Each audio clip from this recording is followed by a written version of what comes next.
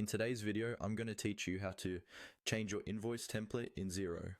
Customizing your invoice template is a simple way to make your invoices look professional and on brand, and it also helps make sure all the right details are clearly shown to your customers.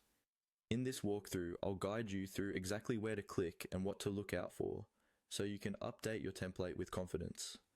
First, make sure you're logged into your Xero account and you're on the main dashboard. At the very top left of the screen, you'll see your organization name. In some training environments, this might show as a demo company, but in your own account, it will show your business name. Click on that company name. This opens a menu that gives you access to various organization level settings.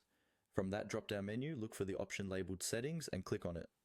This is where Xero keeps all the configuration options for your organization, including things like financial settings, users, and, importantly for this video, your invoice preferences.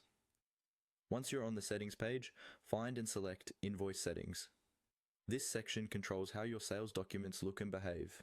Here you'll see a list of your existing invoice templates, such as standard invoices, statements, and other layouts you may have created previously.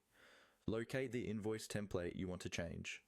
On the right-hand side of that template, there will be an Options link or button. Click on Options to reveal additional actions for that specific template. This is where Xero lets you manage templates without affecting others. From the Options menu, choose Edit.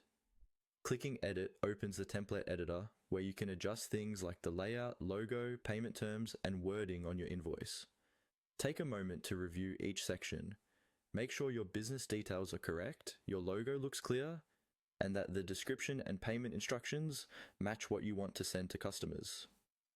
Small improvements here can make your invoices easier to understand and faster to pay. Once you've made the changes you're happy with, scroll to the bottom or look for the Save button on the template editor screen. Click on Save to apply your changes. Xero will now use this updated template the next time you create an invoice using that layout.